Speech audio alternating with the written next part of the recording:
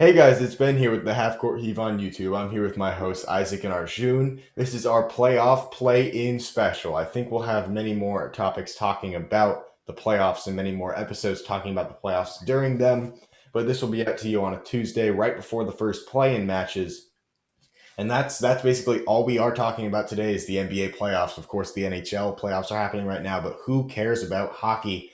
Let's get straight into it. And right before we do, let's talk about that right there. That's our merchandise. You can go YouTube link. I think it's in the link to our YouTube channel, and it's in the link to this YouTube video. It's the link of our Instagram bio. It's everywhere. Everyone wants it. Hot commodity. Go get it. You can even get a sweatshirt that tells me to shut up. So let's just get straight into it and talk about the Eastern Conference play-in. Just generally our predictions. First game you want to talk about is Celtics versus Wizards. The Wizards came back from being about 14 games under 500 around the middle part of the season. Russell Westbrook happened, and now they're the 8th seed, taking on the limping Celtics that haven't had a clean injury report all season. So my question to whoever wants to take this one first, since I know you're both Celtics fans, is who will win that play-in game? Yeah, this one's pretty easy. It's gonna be the Wizards. There's no way the Celtics are getting this game. The loss of Jaylen Brown for the Celtics just recently in the season. He'll be out for the rest of the season for them, and it's not going to be a very short season. It's not going to be a very long season. He'll be missing anyways. So the Celtics just have not had it together recently. They're just polar opposites with the Wizards, who've been red hot, and the Celtics have just been totally cold. I mean, they lost to Cleveland the other day. They're really doing very poorly. There's no way Jason Tatum can carry the whole team on his back to beat red hot Russell Westbrook, who's also been playing with a good supporting cast of guys. It's obviously going to be the Wizards in this game. They're going to snag the 7th seed. Yeah, I think the issue is that when you look at which team, if you compare both teams and like their motives right now, it's so clearly goes to the Wizards' favor because the Wizards, if they lose, if they come into mindset where they don't, if they lose in this play-in tournament, that 14, that massive winning streak, that entire just all those triple doubles are going to be for nothing. And if you look at the Celtics, they really don't have, they're not motivated. They don't have a lot to win for. I mean, they're already below standards by a large amount. They lost Jaylen Brown, like you said, and they just injuries. I mean, they have nothing to win for. Brad Stevens isn't going to hype them up. He's not the type of coach to do that. I think this one clearly goes to the Wizards. I mean, Bradley Beal, throughout the season, he's been on fire against the Celtics, and just this team, I don't really see how the Celtics could beat them. Yeah, I also have to go with the Wizards, but I think it's not as obvious as you guys think it is. I mean, I guess pessimistic Celtics fans, most NBA fans nowadays are pessimistic and hate their own team, like I do. I hate my Hornets, as we'll talk about very, very soon. But I think generally Tatum's had an amazing end of the season, but he still has inconsistencies. I can't call him a superstar yet because he's just not consistently playing at that level. I think Kemba was horrible in the playoffs last year. Of course, they haven't had a clean injury report all season. Who's to say if all their players will stay healthy that they have right now during that one play-in game? So I think if I had to bet money, I would put on the Wizards. They're not as hot as they were about a month ago or less than a month ago. Bradley Beal had a horrible game against the Hornets, but they really did pull out a tough win against a scrappy Hornets team that had control of that game for a while. But Russell Westbrook, the way he's playing is phenomenal. He was player of the month. I think I have to go with the Wizards. And the next Eastern Conference play-in game is Hornets versus Pacers. And, of course, like everything else we'll be asking today, who's going to win this game? Yeah. The keys to this game, I think, are going to be stopping Sabonis. That's the Hornets' biggest deal, especially if Brogdon's in. Then you have those two guys who are leading your team. Even though I think Miles Turner is out for them right now, that's not going to matter. With the Hornets without Hayward, Ben and I were talking about this off the podcast. That's their anchor for the team. That's their like fourth quarter guy that can keep them consistent and who's had a huge impact on them the whole year. So Sabonis is going to be the key to this game. I'm taking the Pacers because I don't think the Hornets have a stop for them. I think losing Hayward right now is bad. If Terry Rozier and LaMelo and Bridges or even like Washington can go in and have a great game and maybe they can hold Sabonis to one of his worst games, then maybe they can win. But I'm taking the Pacers. I think they're going to overpower the Hornets in this one. I think because Turner's not playing, if the Hornets can hold Sabonis to his average, they'll win. We can't forget they've been limping all year too. And like maybe they'll get Brogdon back. Maybe Sabonis will play. They're like basically their entire roster is questionable. That's not out right now. Both Yeah. teams are limping, but I mean the Hornets, as much as I can say about them, they've been horrible recently, and it's just such a young team without their consistent rock and great playmaker in Gordon Hayward.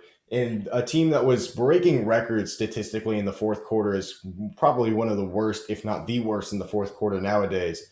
But I think from what I saw from them in the Wizards Hornets game until the end of that fourth quarter, this team is capable of beating a team that's the Pacers that's far worse than the Wizards.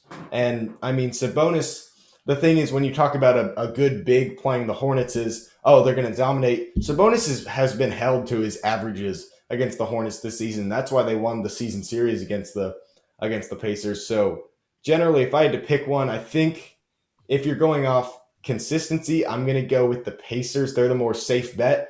The Hornets are really a big boom or bust team. They're either going to really be there or they're really, really not going to be there. They can't afford to have a cold quarter. And from just an optimistic Hornets fan spot, I think Terry Rozier goes for 40, and I think the Hornets win this game. I think that I'm going to go with the Hornets in this one because, like you guys said, the Pacers are, I mean, they've got a lot of questionables right now. LeVert and Brogdon, we don't know if they're going to play this game, but say if they do, I would give them the Pacers that edge, but I'm looking at it right now. Miles Bridges has been on a tear, and the whole team, they still have LaMelo, they still have Terry, and if Devontae has a good game, Devontae Graham's been kind of holding them back recently. I think that if all three of them play really well and just I have faith in that team to like you said, hold Sabonis to his average. I think they'll pull out. That team back recently. Devontae has been. I mean, he missed that shot to tie up the game at 113 with the Wizards, and that was bad. And then like the day before, he missed the shot to beat the Knicks. But this is the sixth man for the Hornets. He's not supposed to be taking these shots. He just happens to be open on these shots.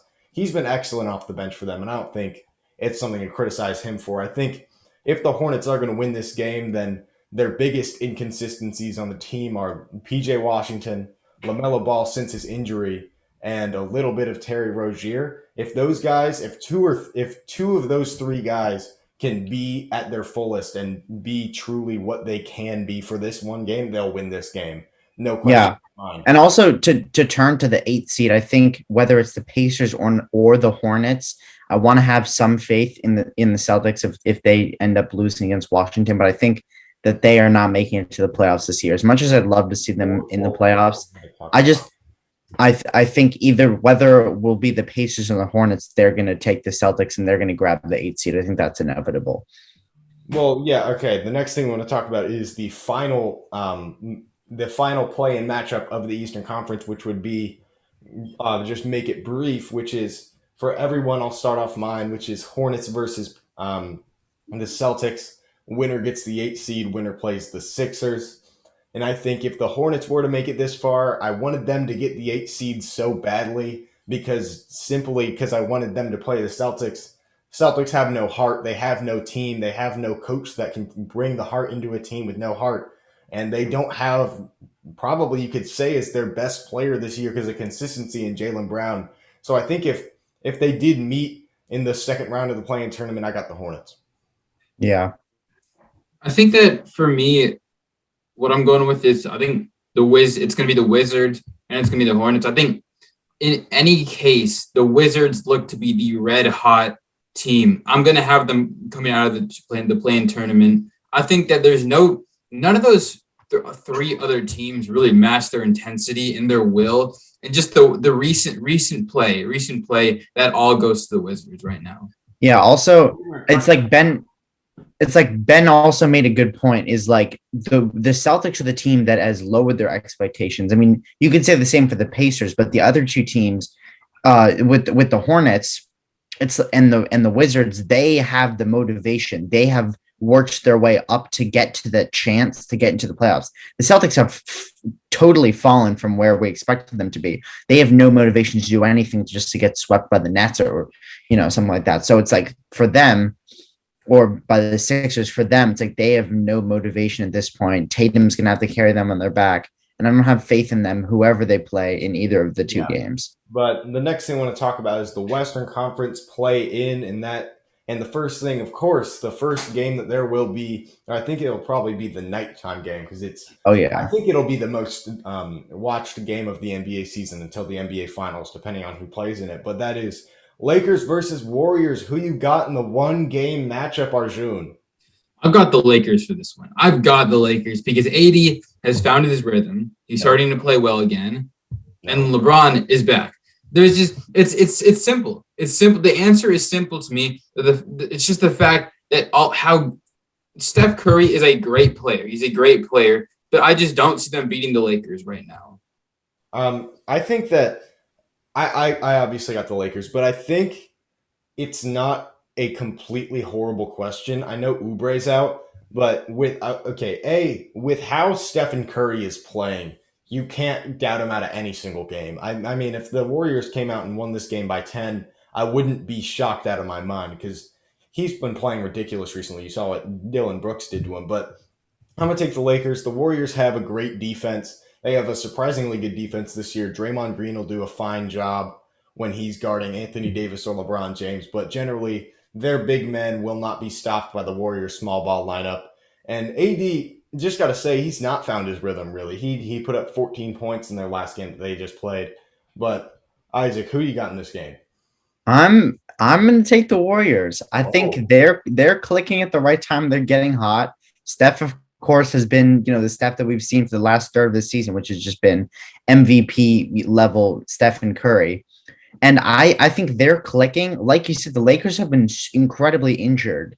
And when you're talking about LeBron and AD, of course, that doesn't matter as much as it does for other teams. But I think the Lakers completely as a whole, because people are just looking at Steph. But if you also look at the other players in their team, they've had smaller guys. I don't even know their names. Some guys stepped up big in a game that they had against the Suns recently with a big stop. Draymond Green's been playing very well. You've seen Wiggins play up to the first pick in the draft potential that people have wanted him to play.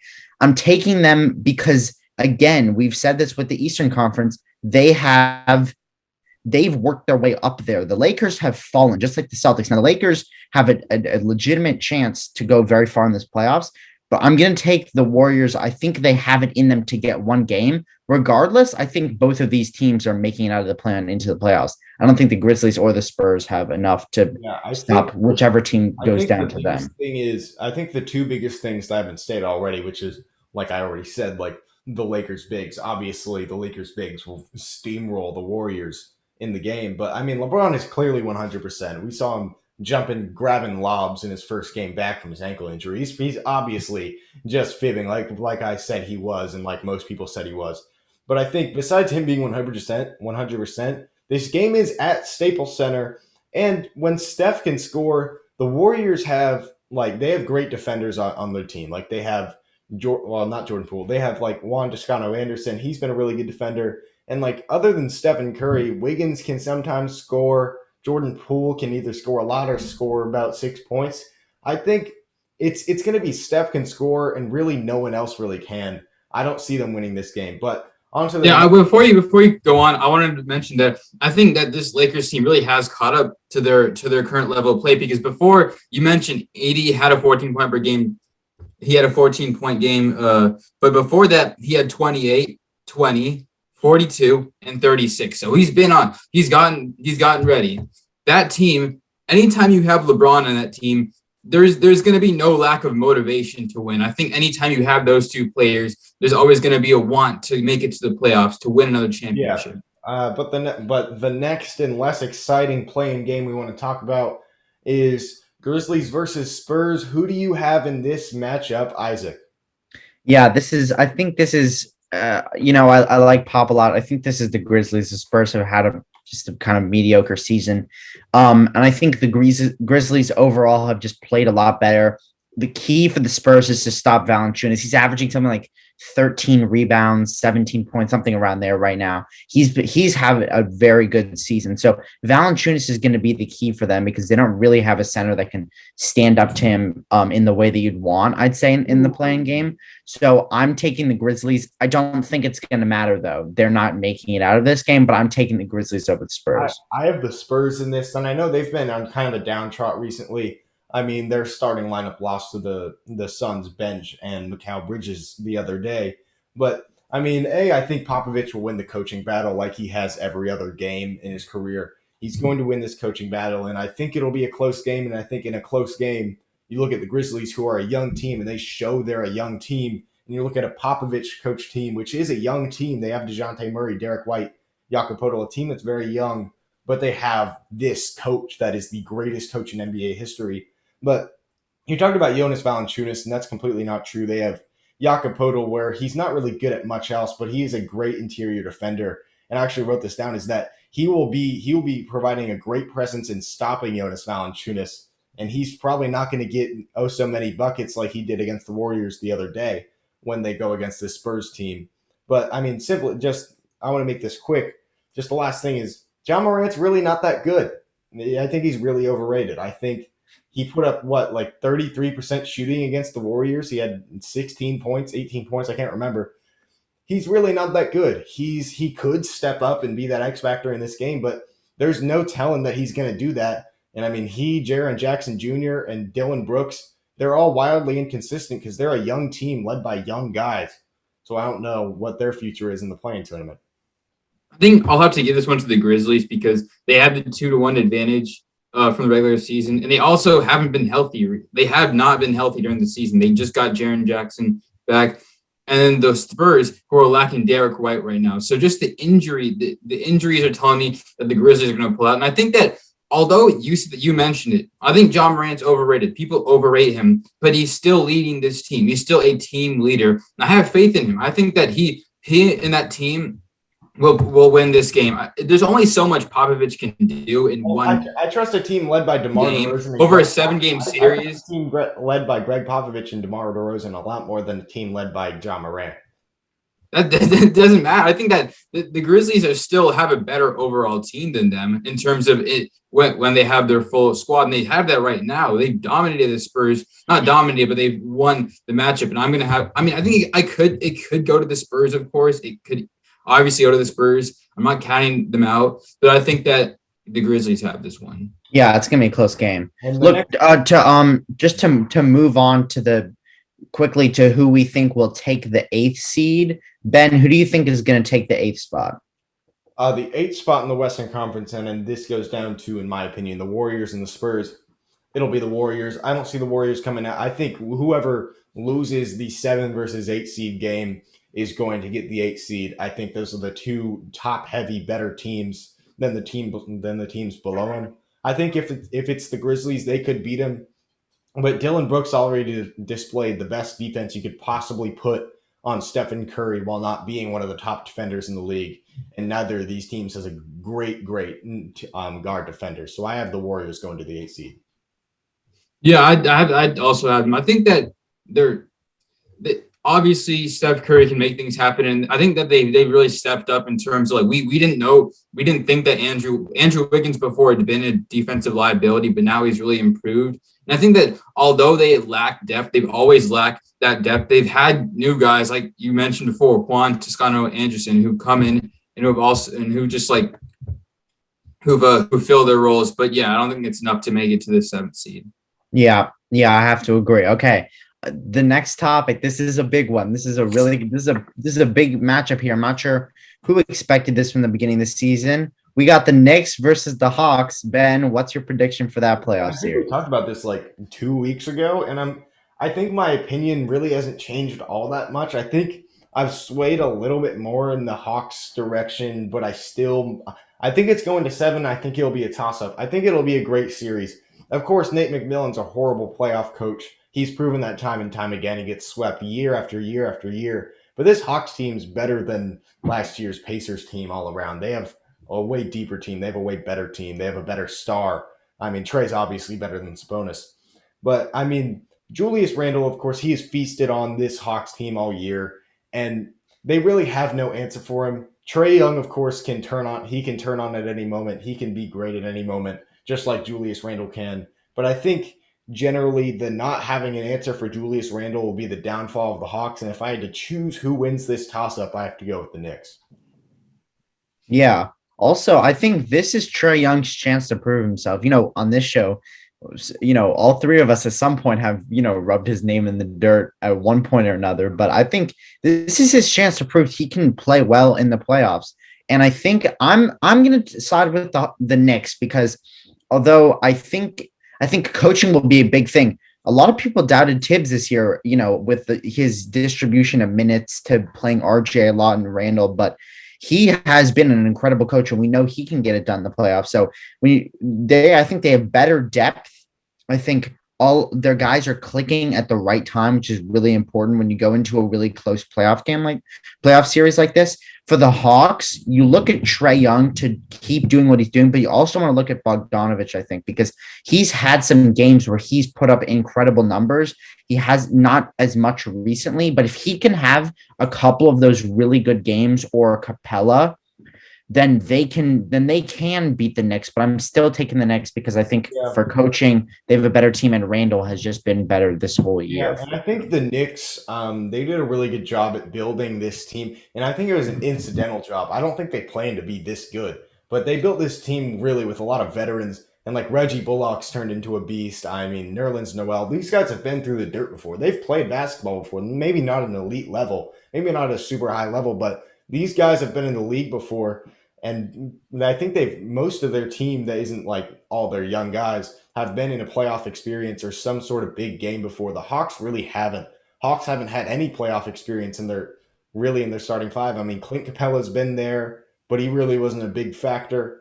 And I mean, Bojan Bojanovic, Trae Young, John Collins, DeAndre Hunter, if they get Cam Reddish back, like they have a very young team, and to their credit, they've done a really good job, and Nate McMillan's done a really good job at staying disciplined and winning games. But with the youth of the team and the Knicks having the better coach and the more dominant star, I would have to give it to the Knicks.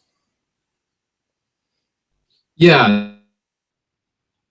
I think that the majority would say the Knicks would win. And I mean, I'm not disagreeing with you guys. I just don't. I think that the Hawks haven't paced right now because both teams have been terrific in their at home. I mean, we all know the impact that Madison Square Garden has, and also the Hawks have won the last 19 out of their 21 home games, so they've been really good at home. I think that you also have to watch their shooting because Trae Young has ramped up his efficiency. Also, Bogdanovich has also played really well, and just overall, they're third in 3-point percentage right now. So you have to keep in mind that their perimeter play has been near to elite. They've been terrific in this last stretch. So you have to watch that. The main thing that the Hawks have like been exploited is their perimeter D. There's no like really good guard on that team besides maybe RJ Barrett, who's like solid, but there's no really good like a star guard that's going to just absolutely abuse them on this team. I think that Isaac, before you go, there's one more thing. I think that the main matchup for this series is going to be Trae and Elfrid Payton. Now, Elfrid Payton is a negative asset on offense, but his defense is really good. And I think that if he plays Trae well, if he shuts down Trae, I think the Knicks have this one. Yeah, I think we got to move on here. Go on to the Bucks and the Heat, and I think this is probably the most enticing matchup of the playoffs. Bucks and Heat, they met last year, and I think the Heat took them down in 6 games. Giannis was being bashed because he won the MVP after that horrible performance, and Budenholzer got a lot of, and he's still getting beaten down on because of this game. But my question to you, like everything else, is who will win this series in the Bucks or the Heat? Yeah, in the past years, the Bucks have been one of those top teams. They've been the teams that everyone looks towards to say you have one of the best title odds to win the finals this year. And year in year out, over the past couple of years, Giannis has disappointed, and the Bucks have disappointed. And I've been very skeptical of them. But I think this year is quite different for them. They've clicked in a different type of way. Now, they were an incredible regular season team in the past years. And of course, Giannis winning back-to-back MVPs. But I think he's changed that in a way that we haven't seen his game go to in the past. I'm not talking about an MVP Giannis, but a Giannis that's able to carry them past the Heat team, which beat them last year. And also, come on, we can't even pretend that the Heat are the same as they were last year. Last year, they were coming in, they were underdogs. No one expected them to click and be as good as they were. No one expected Hero to step up like he did, or other guys, those third guys behind Bam and Jimmy to have some of their very good games, or Middleton to play that bad. The Heat are not this is a totally different series. Yeah. I'm taking the Bucks 10 out of 10 times if this happens over and over again. It's going to be the Bucks. The Heat are not the same. Jimmy can put up all he wants. The key for the Heat is that they need someone like Hero to step up behind Bam and Jimmy, but it's not going to be enough. This is a different Bucks team, and it's a much different Heat team that isn't as good as last year. It's a different series, and the Bucks are way more playoff ready this year than they were last year. Really, though? That's the real question. I mean, Budenholzer is still stuck on his ways and then some. I mean, you look at Giannis this season against the Heat. In 3 games, he's averaging 17, 9, and 7 on below 50% shooting and, of course, below 30% three-point shooting. Budenholzer is still stuck in his ways. He's still not finding a way to fix his offense in the playoffs. He's not a good playoff coach. And this Bucks team, just like last year, if their three-point shot isn't falling, they really don't have much else going for them besides Giannis Antetokounmpo. And quite frankly, that'll happen a lot in the playoffs, not just for them, where your three-point shots won't fall. I think I'll pick the Heat in this series. I wouldn't be surprised, and I think there's a good chance that the Bucks win this. I mean, in defense of the Bucks, Hero fell off the face of the planet Earth, but ever since he got his bowl cut, he's been a lot better. And the loss of Jay Crowder was huge. But I mean, Dwayne Dedmon is turning out to be a really good pickup. Precious Achiuwa put up a double-double in the last game of the season. They have some replacements for that. And of course, losing Olynyk and Bradley were huge. But Giannis won't be able to succeed in the playoffs and really play to his maximum potential as long as Budenholzer is still this awful when it comes to playoff time, where he's having Giannis stand at the top of the key and kick to a mediocre shooter. I think Bryn Forbes was a slight upgrade over Wesley Matthews. Drew Holiday was an upgrade over the negative, who's Eric Bledsoe.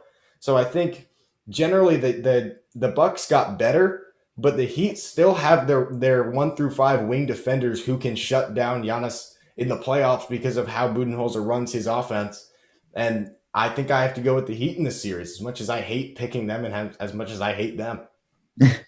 I think that I'm going to go with the Bucks in this one. And I mean, obviously you could always use that Budenholzer card. He's not going to be a great playoff coach, but the obvious is so glaring, and it's so obvious that they have to stop reaching into their depth, and they have to play their stars more, particularly Giannis. He did not play as many minutes as he should have during the playoff games. You think Giannis is really going to let that happen again? Is he really going to let Budenholzer do that to him? Come on.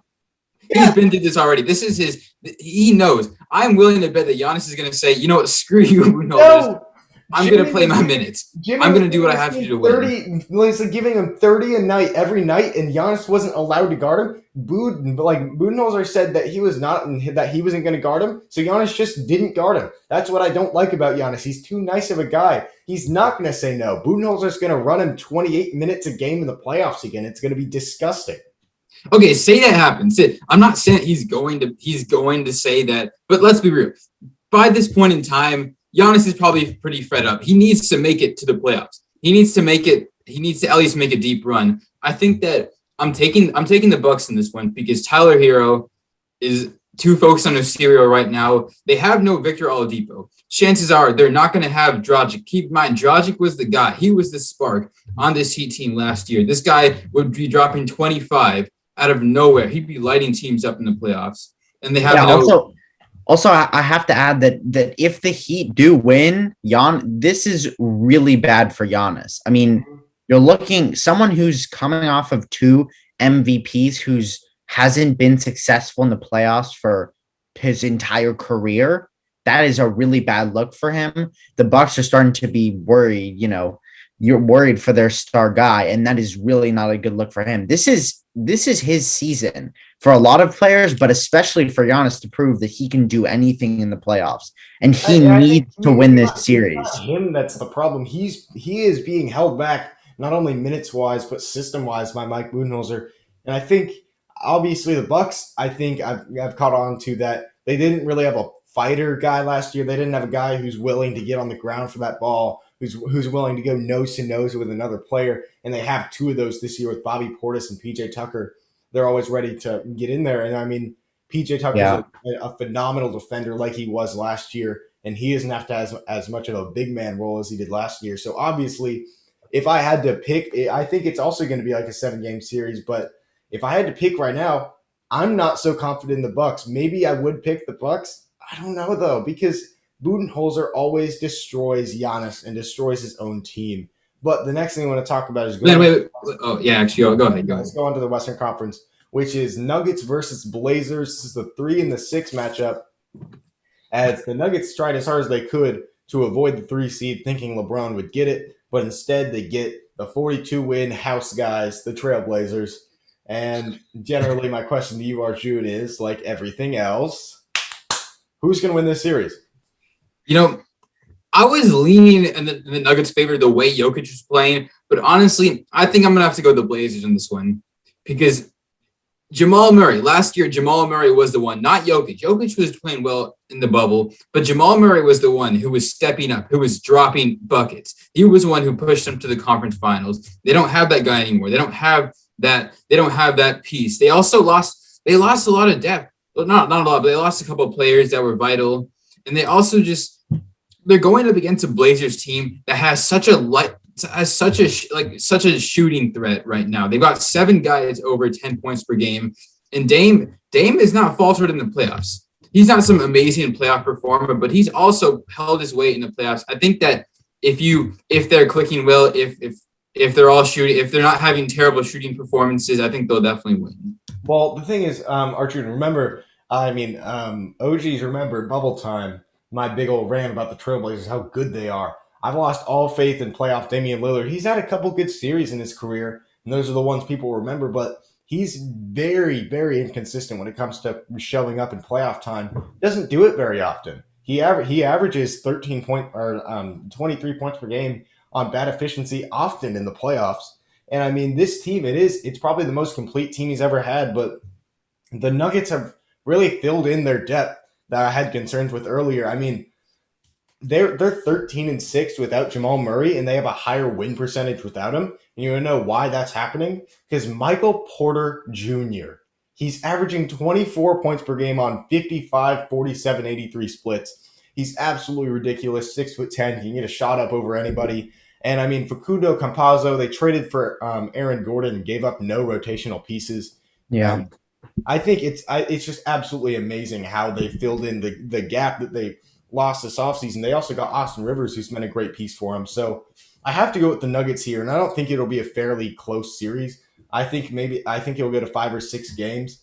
But I got the Nuggets here. I don't have them going very far. I think they lose in the second round, but God, they'll definitely beat up on the Blazers. They have terrible. Just one last thing is that the Blazers have terrible defensive centers. Nurkic isn't horrible at defending the center position, but he's definitely not going to do a single nudge to Jokic. And then when he subs out of the game, he got who?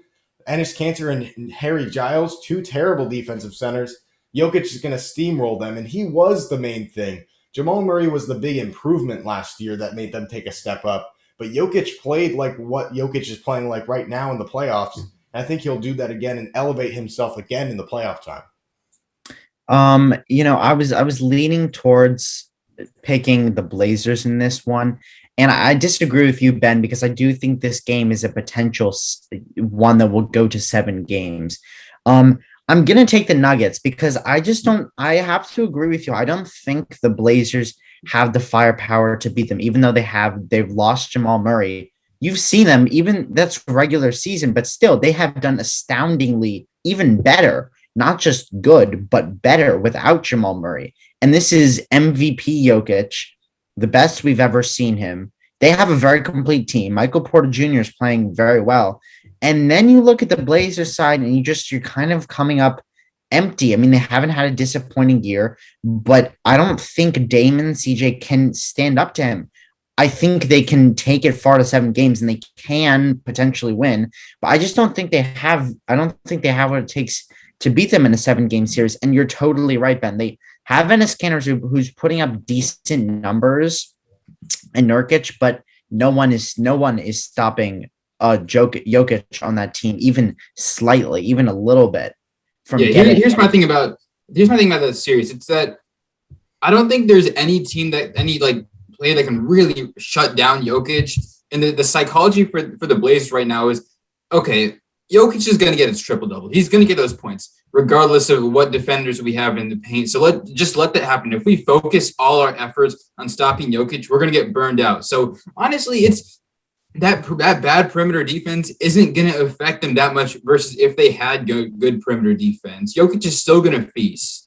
Well, I mean, Michael Porter Jr., not going to shut down Michael Porter Jr. He's basically just KD rewritten. He's 6'10", averaging 24 points per game on crazy efficiency. And I think he'll get better come playoff time because more people are going to scheme around Jokic and trying to stop Jokic. And just like LeBron, when you go 3 guys on Jokic, which they'll probably do 2 or 3 guys at some point on Jokic, you have Michael Porter Jr. there open. You have shooters there open. You have Aaron Gordon, who can do a lot of things on the offensive end, and he's a great defender. So I think this Nuggets team, they're not missing a beat from last year besides Jamal Murray. And even without Jamal Murray, Michael Porter Jr. has taken up and absorbed that absence. So I think they'll run over this Trailblazers team. I think there's a chance it goes to 6 or 7 games, but I would have to go with Nuggets in 6. But the next thing I want to talk about is Mavericks versus Clippers. This is the last first round matchup we'll talk about. And they met last year. This is where playoff P was reborn in the bubble.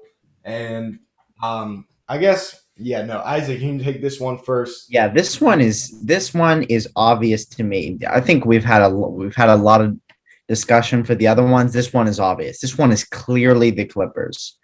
Mm-hmm. The Mavs are not going to put up a drop. I can't say they won't put up a drop of a fight, but the Clippers are just going to totally overpower them. The Clippers are better than they were last year. Let's get that straight. It is clear they're a better team. They will be a better playoff team. Paul George, he saw all the memes. He heard all of the smack about how horrible he played in the playoffs for all of those games and had facilitated them losing when they were up 3-1 to the Nuggets. He's heard everyone's criticisms. He's taken his game to the next level. He's playing incredible this year.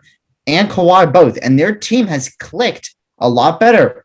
That was where we talked about chemistry from. That was about 30 times. That was the main deal. And look, they have clicked this year. When the Mavs, they've had a good season. I think Porzingis could be better this year, but I just think it's clear that the Clippers, they're going to overpower them. They have a way more complete team, better coaching, better star power, and they will be a better playoff team. I don't think this game will go past 6 games. I think the Clippers got drastically better, and it doesn't show up in the win column because of how competitive the West was this year. I mean, Rondo was a huge addition. Lou Williams was toxic in the playoffs. He was horrible for them last year, and they got rid of him. Montrezl Harrell had to be the most overrated player in the NBA last season because of his numbers. He's really not. He doesn't have a single elite or close to elite trait. He's not really great at anything. And Serge Ibaka, they got him. Ivica Zubac has been great this season. Paul George, Luke Kennard, throw him in there. He can get you. And we're not going to ignore the fact that, of course, Paul George saw the memes, but all season he's been playing like this. Last regular season, people tend to forget he was just not as good as he usually is and as good as Paul George usually is. Last regular season, he was averaging 19 points per game. He's taken a big step this season, closer, I think, very close to what he was in his Thunder season where he almost won MVP and Defensive Player of the Year. So I think they had a lot of big additions, and I think they've generally clicked more as a team, like you said. Kawhi and PG playing a bigger percentage of the games without injury, of course. But I think this is going to be a 4 or a 5 game series. I have no doubt about it. Yeah, absolutely. I think that you also have to mention that there are about 14 guys above 7 points per game on this team. This team is unbelievably deep. They got okay. There's Batum, Nick Batum, who really didn't do much in the Hornets, and he came in and he started playing. He was a good addition to them. Luke Kennard. They got all these players that are just giving you good production. I think that you can't like the Mavericks. I think they're going to win a couple games. They'll win one. They'll win two because of Luka. Because Luka's prone to just absolutely take over a game. But the Clippers have the exact thing the Mavericks don't have: depth. Guys who can step up, guys who can provide help when PG or Kawhi are struggling. They have that. That's something that they lacked last year. Last year, when when Kawhi had his first bad game, there was no one to really step up. There was no one that played well. They all just kind of just sat there and just didn't play terribly. So I think that the Clippers have this one. There's not a lot to be said about this. Yeah, I think the Mavericks got legitimately worse last season, like from last season to this season. And also, just for the record, Kristaps Porzingis is not that good. He was going to be that good when he was on the Knicks, and then he had a big injury. He's really not that good. He does not use his size to his own ability. He kind of is like a small forward in a center's body and doesn't try to be a center at all. And that is a big downfall of the Mavericks. I think that's as a duo, they really regressed. I think that the duo itself didn't regress, but Kristaps Porzingis didn't take any sort of jump, especially defensively. So I think they definitely lose. But next thing we want to talk about, and that's the final thing that we are going to talk about today, is the conference finals and finals predictions. Let's start it off. Who are your 4 teams in the conference finals, Arjun? All right. For the Eastern Conference Finals, I'm probably going to go with the Nets. I'm going to have the Nets there, and I'm also going to have the Sixers. I don't think the Bucks are going to beat the Nets. I think that the Sixers are obviously going to be there, but those two teams are just going to steamroll their way there. The Bucks have an elite defense, don't get me wrong, but when you're going up against a Nets team that has Dinwiddie coming back, they already have such a stacked offense. But Dinwiddie, I think they think he's coming back for the playoffs, so that's just going to be deadly. And then for the Western Conference, I think I'm gonna have to go with the Lakers. Even though there's the 7th seed, I'm going to put them there because I don't want to count out LeBron. I don't want to count him out of that, and I'm gonna have the Jazz there. I think that the Jazz are a bold take. I'll get into yours after we all get through ours, but I think my Western Conference, I got the Clippers and the Suns. If I had to bet, I would definitely take the Lakers in this position. I know it's a hard path, but it's LeBron James. I've said this before and before again, but with a combination of pure optimism that CP3 gets a ring this year and the Lakers coming in a really awkward position where they haven't played team basketball in like over a month, I think maybe the Suns beat them. I think it'll be a really fun series, but I think the Suns maybe get there. I'll take that bold prediction and hope it comes true. And the Clippers, just like we talked about, everything they have great defenders. And for who's winning the series, I think the Clippers have great guard defenders, and they'll do just as good of a job against Booker and CP3 as anyone else in the playoffs will. Like Rondo, Pat Bev, and Paul George, they can shut down those guys as much as you can shut them down. So I got Clippers in 6. And in the Eastern Conference, Sixers versus Nets, just like you said, if the Bucks were to beat the Heat, I think they beat the Nets because no one can remotely guard Giannis. But the Nets' big 3 and their depth combined, fully healthy, is completely unstoppable. So I have the Nets in 4 or 5 in this series. Yeah, also, to look at the East, I think the Heat are a dark horse team that could go to the conference finals. I think if they are able to take out the Bucks, that's a team. Look, what if if you see Washington get into the 7th spot and take one of those teams out, take the Nets out, I think that's a possibility. I'm not going with that, but there are teams in the East, specifically the Heat and the Wizards, who can have an upset in the first round. Okay. But I'm still not the second round though. Not the second. I don't know. No, not the second. But look, I'm saying that is opening it up in the East. Anyways, I'm still going with the Sixers and the Nets. I don't think it's gonna happen. I'm just throwing that out there for you. I think they're the strongest teams in let's be honest, a pretty weak Eastern Conference. Did you say Wizards? Huh? You say Wizards? No, I'm not taking the Wizards. No, he was comparing them to the Wizards. I'm saying the Wizards have that upset capability, but Look, I'm still taking the Sixers and the Nets, two most dominant teams in the East this year. For the West, I've been debating back and forth on this. I think I'm going to have to roll with what Ben said. I agree. I think the Suns are going to be a really good playoff team. I would take Clippers versus Suns in the Western Conference Finals, but if you throw in teams, I think the only other team that's plausible for them to get in there are the Jazz or the Lakers. Besides that, I don't think they're getting to the Western Conference Finals, but I'll move us along to my finals picks. Before we get there, I just want to add something about the Suns. Just generally, I think when you look at a playoff team and like what entails a playoff team, a great coach, Monty Williams, is up there for Coach of the Year. You look at playoff players who can perform in the playoffs and perform in big situations. Devin Booker, as much playoff basketball as we saw him play, as much as you can call that playoff basketball, he did it last year with a healthy Suns team in the bubble and then got Chris Paul. And you look at you look for people who can control their own pace, because the pace does slow down when it comes to the postseason. Like you look at the Bucks, they're always the fastest team in basketball, and that always hurts them in the postseason because they can't control their own pace. And a team with so many good defenders and Chris Paul, Devin Booker, they can control their own pace. So I think that's why it's less bold to say they can take down the Lakers. Yeah, and CP3 has predictions. Yeah, also, additionally, CP3 has just elevated this team to a whole nother level from last year that a lot of people haven't talked about. For my finals, I'm going with the Clippers and the Nets. Now, I'm going to take the Clippers to win the finals against the Nets. I think when it comes to your cohesiveness as a team, the Clippers beat them out in every sense in that category. I can't take the 76ers to win. I don't think they're going to beat the Nets. The Nets are just going to totally overpower them, especially if Harden is able to integrate well with Kyrie and Durant as they move along into the playoffs. You know, they're going to be a little bit shaky at the beginning. Once they get to the finals, or once they, get to the Western Conference Finals, it's over. It's that duo. That's that trio with those guys. And I think the Clippers also, we've already talked about this. They are a very deep team. They have all the pieces they need. Coaching has been good this year. Their duo has elevated themselves from last year. Paul George is playing amazing. Yeah. They have role players who can get it done in the playoffs. Clippers and Nets for me in the finals. Yeah, I think it's also Clippers Nets, as I said before. But I think it's Nets in 5 or 6. Not to be disrespectful, I think the Clippers will put up the best fight of anybody in their path if this was their select path.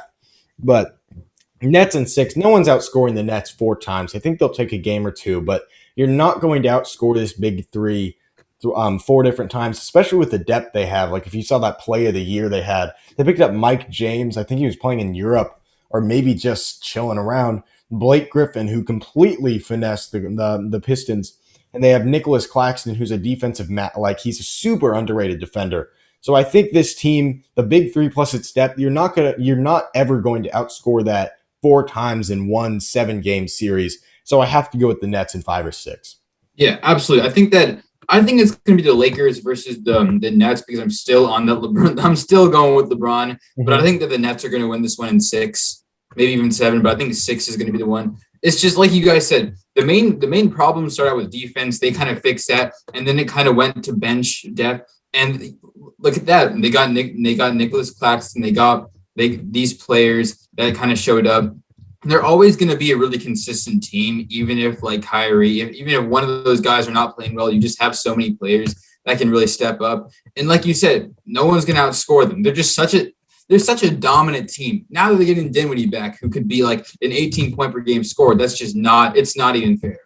Yeah, and I think going back to your Lakers pick, if LeBron makes the finals, he's not going to lose. The only reason I can even think about picking the Suns and why I did pick the Suns is this will be the first round. He'll be coming off his first game off injury, and maybe he even loses the first game of the play-in and then goes, I don't know. But I think it's just little team reps that they've had. They haven't had very many team reps recently. But I mean, if they get to the finals, I don't see LeBron losing too. Yeah, totally, 100%. I'm with you. Also, if we see LeBron get to the finals and win the finals, this is potentially a team or a player's hardest trip to the finals in This is NBA by history. far. By far. No, I mean, no close. the West, the teams that they're going to have to go through in the West alone, not to mention the Nets in the finals, is just insane. I mean, you're starting off with Curry in the first round. That's already a given. He's the top 2 or 3 MVP,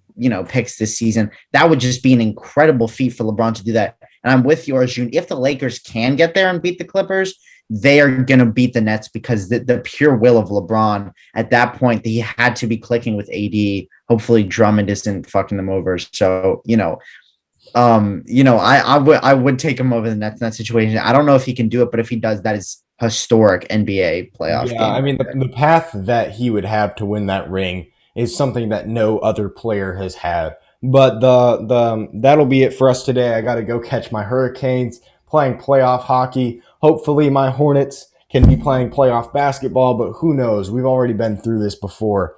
And this is out to you on a Tuesday. So if it's a Tuesday, go ahead and like this video and subscribe. And if you're listening on Spotify, go ahead and give us 5 stars so we can climb up in the ranks. And episodes with special people, possibly TikTokers, coming soon. You guys will see. But the special things coming. Go ahead, like and subscribe. And if you want to get a sweatshirt or any sort of merchandise, hit the link in our bio. Peace.